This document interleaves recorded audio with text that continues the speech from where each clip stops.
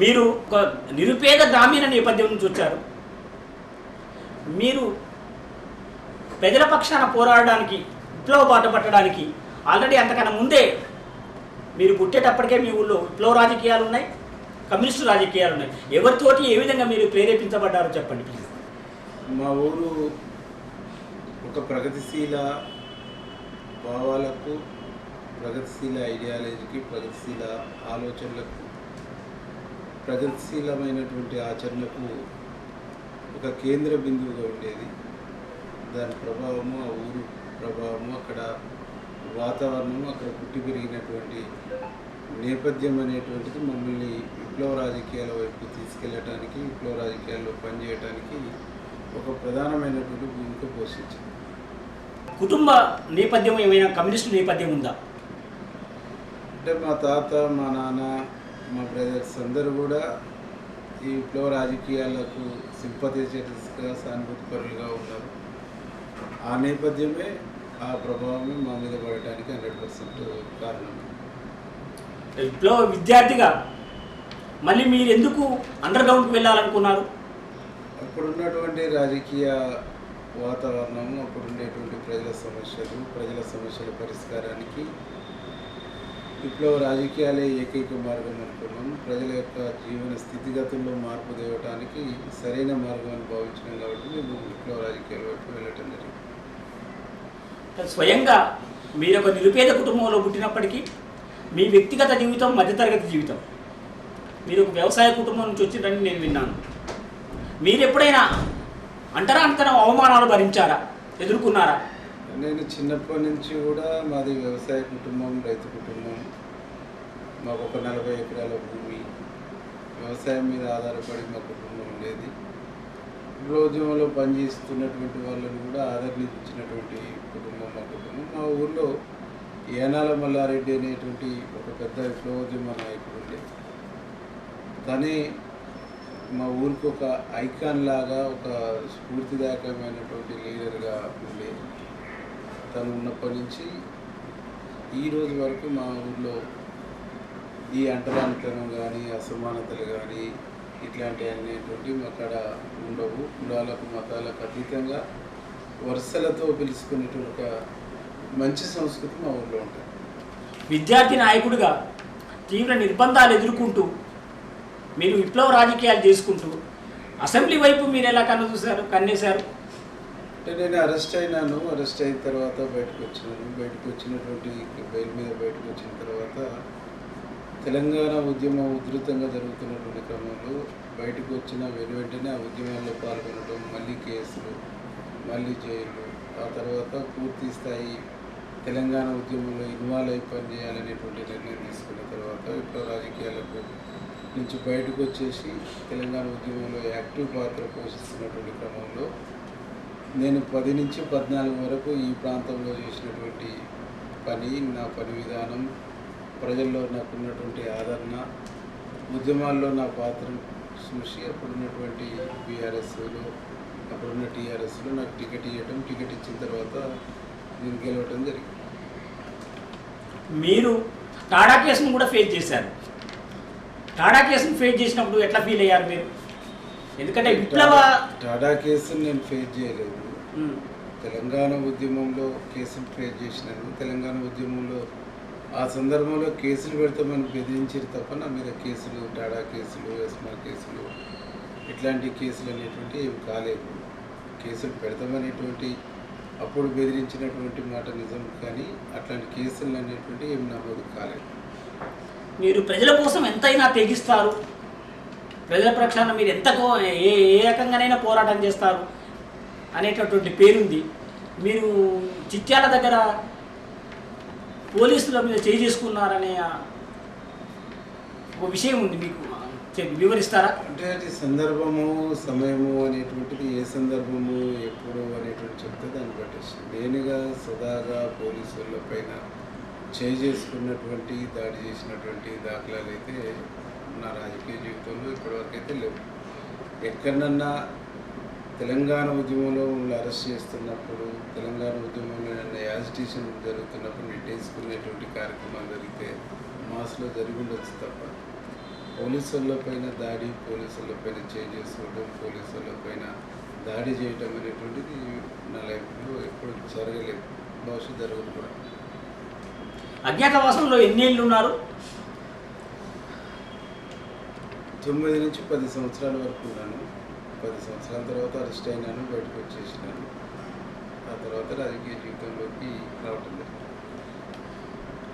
మీకు విపరీతమైనటువంటి ఎక్కువ మెజార్టీ రావడానికి కారణం ఏంటంటారు? మా ప్రాంత ప్రజలు నన్ను ఆదరించిన తీరు, మా ప్రాంత ప్రజలు నేను చేసినటువంటి సర్వీసెస్, నేను చేసినటువంటి పని, నాతోనే ఈ నియోజకవర్గంలో మార్పు జరుగుతుంది అనేటువంటి భావించేసి నాకు మెజార్టీ ఇవ్వడం జరిగింది. మీకు తప్పని పరిస్థితిలో మీరు మాత్రమే ఉంటేనే కాంగ్రెస్ గెలుస్తుంది, కాంగ్రెస్ పార్టీ నగరేకల్ అసెంబ్లీలో గెలిస్తేనే మెజార్టీ వస్తేనే గవర్నమెంట్ ఫామ్ అవుతుంది అనే భావనతో తప్పని పరిస్థితిలో ఇచ్చారా? కాంగ్రెస్ పార్టీ ఈ రాష్ట్రంలో ఒక నియంతృత్వ పాలన, గడీల పాలన బద్దలు కొట్టాలనేటువంటి ఒక ఆలోచనతో ముందుకు పోతుంది. ఆ ముందుకు పోతున్నటువంటి క్రమంలో ప్రతి సీటును కూడా కీలకంగానే భావించి, ప్రతి సీటును కూడా ఒక ప్రాధాన్యత కిందనే తీసుకొని గెలిచే క్యాండిడేట్లకే సీట్లను ఇవ్వాలి, గెలిచే క్యాండిడేట్లు అవతల ఉంటే తీసుకోవాలనేటువంటి ఒక కాన్సెప్ట్తో పోయింది. కాబట్టి ఇక్కడ నేనైతే గెలుస్తా అనేటువంటి ఆలోచనతో నన్ను పార్టీలో చేర్చుకొని టికెట్ ఇవ్వడం జరిగింది. కాబట్టి నేను మాత్రమే అనేటువంటిది గీటిరాయి ఏం లేదు.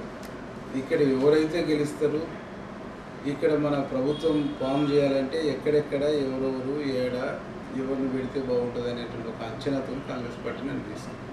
అంటే మీరు దాదాపుగా ఒక రోజులో ప్రతిరోజు మీరు ప్రజల మధ్యనే ఉంటారు, రోజులో ఉదయం సాయంకాలం తప్పకుండా మీరు ప్రజల మధ్యనే ఉంటారు అని ప్రజలు అంటుంటారు. నిజంగా మీరు ప్రజల కోసం ఇప్పటి వరకు చేపట్టినటువంటి ప్రత్యేకమైనటువంటి పథకాలు ఏంటి ప్రభుత్వం ఏర్పడ్డాక? అంటే నేను ప్రత్యేకంగా చేపట్టినటువంటి ప్రోగ్రామ్స్ అంటే ఏముండవు. గవర్నమెంట్ ఇచ్చినటువంటి స్కీముల్లో సన్న బియ్యం ఉంది. సన్న బియ్యాన్ని విస్తృతంగా ప్రజలకు తీసుకుపోగలిగినాం. ఆ తర్వాత ఆర్టీసీ బస్సు విషయంలో కానీ, 200 యూనిట్ల కరెంటు విషయంలో కానీ, 500 గ్యాస్ సిలిండర్ విషయంలో కానీ, దాదాపు 20,000 కోట్లతో రుణాలు మాఫీ జరిగినటువంటి దాంట్లో మా కాడ ఎక్కువ మందికి రుణాలు మాఫీ చేయించుకోవడంలో కానీ, ఇట్లా గవర్నమెంట్ ఇచ్చిన ప్రతి స్కీమ్ని ఎక్కువ లబ్ధిదారుల్ని, ఎక్కువ మందికి లబ్ధి జరిగేటువంటి ఒక ప్రయత్నం సీరియస్గా నేను ప్రయత్నం చేస్తాను. వ్యక్తిగతంగా అంటే నా శక్తి మేరకు, చేతనైన మేరకు, నాకున్న ఆర్థిక స్తోమత మేరకు పబ్లిక్కు నా వంతు సహాయ సహకారాలు అందించడానికి నిరంతర ప్రక్రియగా కొనసాగుతుంది. మిగతా ఎమ్మెల్యేల ఆడంబరంగా కాకుండా ఒక సామాన్య పౌరుడిలాగా ప్రజల్లో కలిసిపోవడానికి కానీ, ఒక మామూలు సాధారణ జీవితం గడపడానికి కానీ, అంటే మీకు ఏమైనా ఇన్స్పిరేషన్ ఉన్న ఆదర్శమూర్తులు ఎవరు? అంటే నాకు తెలిసి మన జిల్లాలో ఉండేటువంటి ప్రతి ఎమ్మెల్యే, ప్రతి వ్యక్తి, ప్రతి లీడరు, ప్రతి మంత్రి కూడా సాధారణమైనటువంటి జీవితాన్ని గడుపుతారు, ప్రజల్లో మమేకమై ఉంటారు. కాంగ్రెస్ పార్టీలో ఉన్నటువంటి వాళ్ళు ఎవరు కూడా ఆడంబరాలకు పోరు. ఆడంబరాలకు దూరంగా ప్రజల్లో మమేకమై ఉండేటువంటి వాళ్ళని చూస్తాం. కాబట్టి దాంట్లో ప్రత్యేకత నేనే గిట్ల ఉంటాననేటువంటి ప్రత్యేకత కూడా లేదు. నేను ప్రజల్ని అంటిపెట్టుకొని ఉండటానికి నాకు స్ఫూర్తిదాయకం. నేను వచ్చినటువంటి రాజకీయ నేపథ్యం, విప్లవ రాజకీయాలే ప్రధానమైనటువంటిదిగా నేను భావిస్తాను. ఇప్పుడు ప్రస్తుతం జరుగుతున్నటువంటి ఎన్కౌంటర్ల పట్ల మీ అభిప్రాయం ఏంటి? అంటే ఎన్కౌంటర్లు అనేటువంటి దాన్ని నేను తీవ్రంగా ఖండిస్తున్నాను. ఈరోజు జరుగుతున్నటువంటి హింస ఆగిపోవాలి.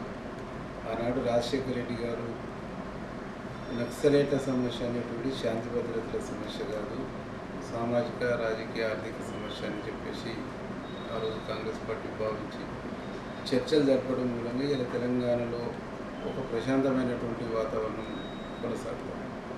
ఈ దేశంలో పరిపాలిస్తున్నటువంటి, ఈ దేశాన్ని ఏలుతున్నటువంటి బీజేపీ పార్టీ కూడా చర్చలు జరిపి వాళ్ళు చర్చలకు వస్తానంటారు. కాబట్టి ఆ చర్చలలో ప్రభుత్వం వైపు నుంచి కండిషన్స్ కావచ్చు, ప్రభుత్వం వైపు నుంచి ఏం డిమాండ్స్ పెట్టదలుచుకుంటూ ఆ డిమాండ్స్ని పెట్టేసి చర్చలు జరిపి ఇటు నక్సలైట్ల నుంచి జరుగుతున్న హింస కానీ, ఇటు పోలీసుల నుంచి జరుగుతున్నటువంటి హింస కానీ, బౌత్ సైడ్ హింసను ఆపి ఒక శాంతియుతమైనటువంటి వాతావరణాన్ని నెలకొల్పాలని నేను బలంగా భావిస్తాను. ఈరోజు జరుగుతున్నటువంటి ఆపరేషన్ కగార్ ఏదైతుందో ఇది ఒక దుర్మార్గమైనటువంటి యుద్ధంగా నేను భావిస్తాను, ఒక దుర్మార్గమైనటువంటి హింసగా నేను భావిస్తాను. ఈరోజు ఆ నక్సలైట్ ఉద్యమంలో ఉన్నటువంటి వాళ్ళందరూ కూడా చదువుకున్నటువంటి వాళ్ళు, సమాజాన్ని అధ్యయనం చేసినటువంటి వాళ్ళు, ఈ సమాజం మార్పు కోసం పనిచేస్తున్నటువంటి వాళ్ళు, పాటుపడుతున్నటువంటి వాళ్ళు. కాబట్టి అట్లాంటి కాన్సెప్ట్ ఉన్న, అట్లాంటి కమిట్మెంట్ ఉన్నటువంటి వాళ్ళతో మాట్లాడి వాళ్ళు ఈ సమాజ శ్రేయస్సు కోసం, ప్రజల శ్రేయస్సు కోసమే వాళ్ళ జీవితాల్ని త్యాగం చేస్తామని కాన్సెప్ట్తో, కమిట్మెంట్తో ఉన్నారు. కాబట్టి వాళ్ళ యొక్క తెలివిని, వాళ్ళ యొక్క శక్తిని, వాళ్ళ యొక్క ఆలోచనని, వాళ్ళ యొక్క మేధావితనాన్ని ఈ దేశం కోసం వాడుకుంటే, ఈ దేశ ప్రజల కోసం వాడుకుంటే ఇంకా ఈ దేశం బలోపేతం కావడానికి ఆస్కారం ఉంటుంది. అట్లా కాకుండా వాళ్ళని హత్య చేయటం, వాళ్ళని చంపటం ద్వారానే సమస్య పరిష్కారం అని అంటే అది పరిష్కారం కాదు. ఇప్పటికీ దాదాపు 1969 నుంచి నేటి వరకు చూస్తాం, వందలాది మందిని చంపుకుంటూ వస్తాము, వందలాది మందిని హత్య చేసుకుంటూ వస్తాం. అయినా ఈ సమస్య పరిష్కారం కావట్లేదు. ఈరోజు నువ్వు పక్కన ఉండేటువంటి పాకిస్తాన్ వాళ్ళతోని, పాకిస్తాన్ టెర్రరిస్టులతో నువ్వు చర్చ జరుపుతావు. ఈ దేశంలో బుందేల్ఖండ్ సంబంధించినటువంటి ఇష్యూ వచ్చినా, నాగాల్యాండ్ ఇష్యూ వచ్చినా అనేక ఏర్పాటువాద సంస్థలతో నువ్వు చర్చ జరుపుతావు. కానీ ఒక ఐడియాలజీ, ఒక సిద్ధాంతం కోసము, ఒక లక్ష్యం కోసం పనిచేస్తున్నటువంటి సంస్థలతోని చర్చలు జరపనటువంటి కాన్సెప్ట్ ఏదైతుందో అది తప్పు. ఈరోజు ఒక 2 రకాల చర్చ జరుగుతుంది ఇలా మేధావి వర్గంలో. ఇద్దరు గుజరాతీలు ఈ దేశాన్ని పరిపాలిస్తారు, ఇంకొక ఇద్దరు గుజరాతీలు ఈ దేశ సంపదను, ఈ దేశాన్ని సంబంధించినటువంటి సర్వస్వాన్ని కొనుగోలు చేస్తుంటారు, కొనుక్కుంటారు. వీళ్ళు దోషపెడతారు, వాళ్ళు దోసుకుంటారు అనేటువంటిదే ఉన్నది. అంటే ఇద్దరు గుజరాతీలు అంటే ఒకరు నరేంద్ర మోడీ, ఒకరు అమిత్ షా. వాళ్ళు ఈ దేశాన్ని ఏలుతూ ఈ దేశ సంపదను మొత్తం కూడా మరో ఇద్దరు గుజరాత్ వ్యాపారస్తులకు దారదత్తం చేస్తారు. ఈ నలుగురు కోసమే ఈ హింస, ఈ నలుగురు కోసమే ఈ ఆపరేషన్ కగారు, ఈ నలుగురు కోసమే ఈ హత్యలు, ఈ నలుగురు కోసమే ఈ ఎన్కౌంటర్లు అని చెప్పేసి నేను భావిస్తాను. కాబట్టి ఇది మారాలి. ఇది మారాలి అంటే ఈ దేశ పౌరులుగా వాళ్ళకు ఉన్నటువంటి హక్కు, వాళ్ళకు ఉన్నటువంటి ఆలోచనలను వినగలగాలి, మాట్లాడగలగాలి, ఒక శాంతిని నెలకొల్పాలనేటువంటిదే నేను బలంగా భావిస్తాను. ఈరోజు ఎస్సీ ఎస్టీ అట్రాసిటీ యాక్ట్ కానీ, కాన్స్టిట్యూషన్ కానీ, ఆదివాసులు, గిరిజనులు, ఎస్సీలు, ఎస్టీలు, అణగారిన వర్గాలకు సంబంధించినటువంటి రూపొందించబడినటువంటి ఎస్సీ ఎస్టీ యాక్ట్ కానీ, ఎస్సీ ఎస్టీ చట్టాలు కానీ, వాళ్ళకు సంబంధించినటువంటి కాన్స్టిట్యూషన్ ఇచ్చినటువంటి రైట్స్ కానీ, వాళ్ళ మాన ప్రాణాలకు, వాళ్ళ ఆస్తిపాస్తులకు రక్షణ లేనప్పుడు, ప్రభుత్వం కూడా రక్షణ కల్పించలేనటువంటి ఒక పరిస్థితి ఉన్నప్పుడు, వాళ్ళ మాన ప్రాణాలని కాపాడలేని స్థితి ఉన్నప్పుడు వాళ్ళకు లైసెన్స్డ్ వెపన్స్ ఇచ్చేసి వాళ్ళని కాపాడాలనేటువంటిది కాన్స్టిట్యూషన్ చెప్తుంది, ఎస్సీ ఎస్టీ అట్రాసిటీకి సంబంధించినటువంటిది చెప్తుంది. కానీ ఈ కాన్సెప్ట్ని ప్రభుత్వాలు విస్మరిస్తున్నాయి, ప్రభుత్వాలు దీన్ని అమలు చేయట్లేవు, వాళ్ళ రక్షణ కల్పిస్తలేవు, వాళ్ళ హక్కులను కాపాడతలేవు. కాబట్టి ఆదివాసులైనా, గిరిజనులైనా, ఎస్సీలైనా, ఎస్టీలైనా వీళ్ళు ఆటోమేటిక్గా వాళ్ళ హక్కుల కోసము, వాళ్ళ రక్షణ కోసము, వాళ్ళ ఆస్తులను కాపాడుకోవడం కోసం, వాళ్ళ మాన ప్రాణాలను కాపాడుకోవడం కోసం మాత్రమే నక్సలైట్లను ఆశ్రయిస్తారు తప్ప మరొకటి కాదు. కాబట్టి నువ్వు ఆ పని చేసి ఉంటే, వాళ్ళకి రక్షణ కల్పింటే, వాళ్ళ ఆదివాసీ అడవి భూముల్ని, పోడు భూముల్ని ఆ గిరిజనేతరులు కాజేస్తున్నప్పుడు దాన్ని నువ్వు కాపాడగలిగితే నక్సలైట్ల అవసరం ఉంటుంది. వాళ్ళ హక్కుల్ని నువ్వు పరిరక్షించగలిగితే నక్సలైట్ల అవసరం ఉంటుంది. ఆ ప్రాంతాన్ని నువ్వు అభివృద్ధి చేస్తే నక్సలైట్ల అవసరం ఉంటుంది. వాళ్ళకు ఉపాధి, ఉద్యోగ అవకాశాలు కల్పిస్తే నీకు నక్సలైట్ల అవసరం ఉంటుంది. కాబట్టి ఈ అన్ని రంగాలలో ప్రభుత్వం ఫెయిల్ అయింది. కాబట్టి గడిచిన 10 సంవత్సరాలు పాలకులు ఫెయిల్ అయ్యారు. కాబట్టి ఈరోజు వాళ్ళని ఆశ్రయిస్తారు. కాబట్టి నీ ఫెయిల్యూర్స్ని వెలికి తీసేసి ప్రజలకు మంచి చేసేటువంటి ప్రయత్నం చేయాలి తప్ప ఈ చంపడం ద్వారా పరిష్కారం కాదు అనేది నాకు ఉన్నటువంటి అభిప్రాయం. మీరు ఉన్నటువంటి అసెంబ్లీలో ఉన్నటువంటి, ప్రస్తుతం అసెంబ్లీలో ఉన్నటువంటి ఎస్సీ ఎమ్మెల్యేల కంటే ఒక భిన్నమైనటువంటి నేపథ్యం కలిగిన వాళ్ళు. మీకు మంత్రి పదవి వస్తుందని అందరూ ఆశించారు, అనుకున్నారు మొన్నటి వరకు. రాకపోతే మీరు ఏమైనా నిరుత్సాహపడుతున్నారా? అంటే నేను మంత్రి పదవి కావాలని నేను కోరుకోలేదు, అడగలేదు. నాకంటే సీనియర్లు, నాకంటే ముందు నుంచి పనిచేసినటువంటి వాళ్ళు ఉన్నారు. ఎన్ఎస్సీఐ కాంచి కాంగ్రెస్ పార్టీలో ఉన్నటువంటి వాళ్ళు ఉన్నారు. వాళ్ళకి అవకాశం రావాలని కోరుకున్న తప్ప నేను నాకు అవకాశం కావాలని ఇప్పుడు కోరుకోలేదు. నా అవకాశం కోసం వెంపర్లాడేటువంటి వ్యక్తిని కాదు. అంటే ప్రజల పక్షాన మీరు ఎప్పుడు ప్రజలు ఇక్కడ ఎమ్మెల్యే సీట్ ఇచ్చారు, ఎమ్మెల్యేగా గెలిపించారు. నా ప్రజలకు ఎమ్మెల్యేగా నేను సంతృప్తికరమైనటువంటి పరిపాలన ఇవ్వాలి. నా కాన్స్టిట్యున్సీని డెవలప్ చేసుకోవాలి. ఇదే నాకు ప్రధానమైనటువంటి కోరిక, ప్రధానమైనటువంటి లక్ష్యం. నా విజన్ కూడా ఇదే ఉంటుంది. నేను ఆ తదుపరి వచ్చేటువంటిది ఏదైనా నా కాంట్రిబ్యూషన్, నా అవసరము పార్టీ కానీ ప్రభుత్వం కానీ ఎక్కడ వాడుకుంటే అక్కడ నేను ఉపయోగపడేటువంటి నా మెయిన్ గోల్ నా కాన్స్టిట్యున్సీ ప్రజలు, నా నియోజకవర్గ అభివృద్ధి, నా నియోజకవర్గ సంబంధించినటువంటి కాన్సెప్ట్ ఉంటుంది తప్ప వేరే ఉండదు. ప్రజల పక్షాన నిత్యం మీరు ఒక 5 ఏళ్ళు అధికారం లేకపోయినప్పటికీ కూడా నకరికల్ పట్టణంలో మెజారిటీ కౌన్సిలర్స్ని గెలిపించగలిగారు. తర్వాత గ్రామాల్లో కూడా అత్యధిక పదవులు మీ పక్షాన చేరినాయి. మీరు ప్రజల పక్షాన ఉంటారు కాబట్టి ప్రజలకు ఇంకా మెరుగైన సేవ చేయడానికి ప్రజలు కోరుకున్నారు, మీకు మంత్రి పదవి కావాలని కోరుకున్నారు, మీకు రాలేదు. ప్రజలు కోరుకోవటంలో, నన్ను అభిమానించడం కోరుకోవటంలో తప్పులేదు.